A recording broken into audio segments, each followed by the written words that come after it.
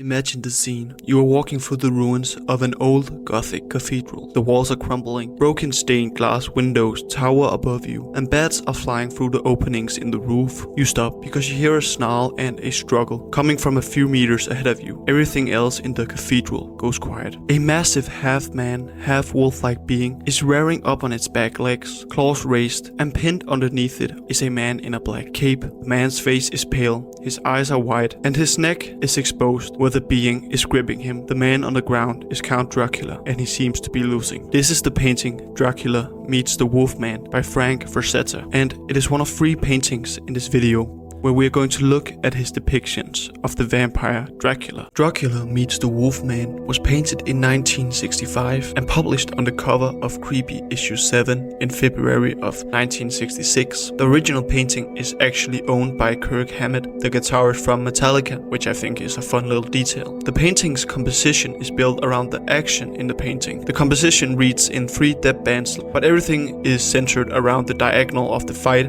with the werewolf in the upper part of the frame and Dracula in the lower part. The foreground is the ground of what seems to be the remains of a ruined churchyard. You can see broken stone and scattered debris of the gravestone in which the fight takes place. The middle band is the fight itself. The Wolfman is leaning forward with one massive clawed hand pinning Dracula's chin and throat. Its other arm is raised back with its claws ready to strike. The body of the Wolfman is muscular and a strange greenish grey can be seen along its back, perhaps hinting at this Wolfman being undead or infected with some kind of virus. Its face is locked in a snarl with glowing eyes. Underneath the Wolfman is Dracula. On the ground, his head pulled back, his cape is splayed out across the broken stone, and one of his hands is slightly backwards. The background is the ruined cathedral. You can see a massive Gothic structure. The sky is a stormy blue-grey with a flurry of bats flying through it. The bats could be other vampires trying to join the fight, since it appears that Dracula is actually losing. The idea that a vampire can transform into a bat is most famously cemented by Bram Stoker's Dracula from 1897, where Count Dracula shapeshifts into a bat several times. The whole setting looks like it could be Dracula's own castle or chapel, half collapsed from age or from previous battles.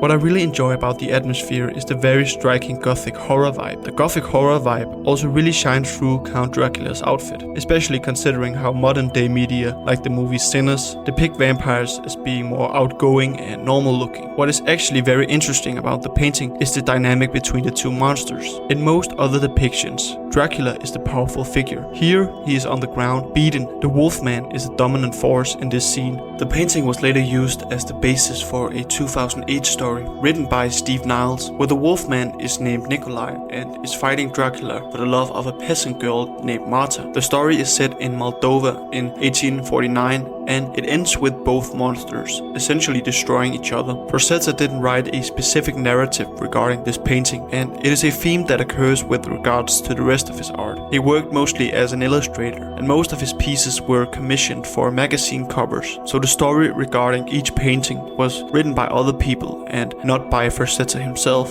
Alright, let's move on to the painting where Frazetta makes Dracula look the most supernatural. Count Dracula was painted in 1966 and published on a creepy magazine cover, and unlike the brutal action scene before, this one feels almost like a dream vision. The composition is a single figure dead in the center of the frame, and the painting reads vertically rather than diagonally, which basically means that everything in the painting pulls your eye to Count Dracula in the middle. The foreground appears to be dark water, almost like a flooded graveyard or a swamp, which the dead tree in the upper right hints towards the painting taking place in some kind of swamp-like area. You can see faint reflections in the dark water, and 2 large bats are flying low across the surface in the bottom right. As mentioned before, vampires are famously able to turn into bats, so these could easily be read as other vampires accompanying Count Dracula. The middle band is Dracula himself. He is positioned slightly above the water, and if you look closely, he actually seems to be hovering over the surface rather than standing in it. His face is bone white with dark sunken eyes and dark slicked hair. There seems to be no hint of a human expression or even a human face on Dracula.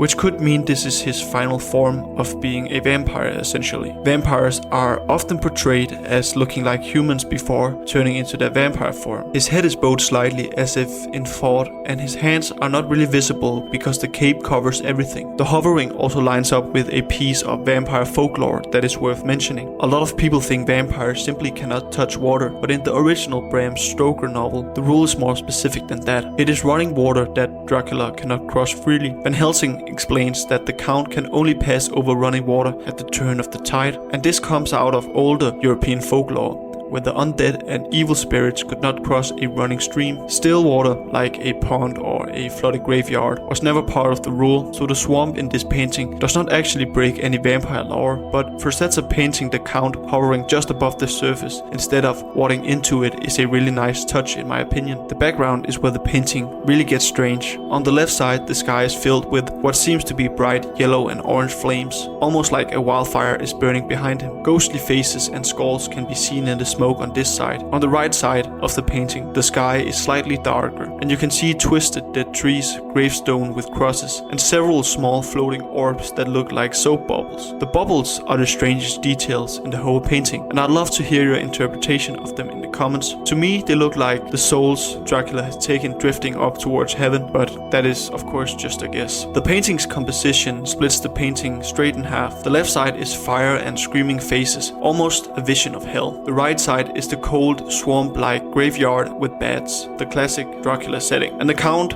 is standing right in the middle, like he belongs to both worlds. I think what Frazetta is trying to show here is that Dracula is more than just a vampire haunting a graveyard. He is something between the living world and a kind of damned underworld. The mood is also completely different from the first painting. Dracula meets the Wolfman was a brutal action scene with a clear loser. Count Dracula is more of a portrait and a vision at the same time, with no clear story being told. I really enjoy how Frazetta took the same character and gave us two completely different angles on him. Anyway, last painting, and in this one Frazetta puts two of the most famous monsters from horror history in the same scene. Frankenstein meets Dracula is set at night in a small graveyard with a chapel in the middle of it. The painting reads in 3 depth bands again, but unlike the action of the first painting, this one reads horizontally rather than diagonally, with the two monsters placed on opposite sides of the frame. The left side of the painting is Frankenstein's monster. He is standing in a long dark coat, his head tilted down slightly, looking at the woman that Dracula is carrying. His face is pale grey, his hair is dark. Behind him on the upper left, you can see a section of a tall stone building with an industrial look to it,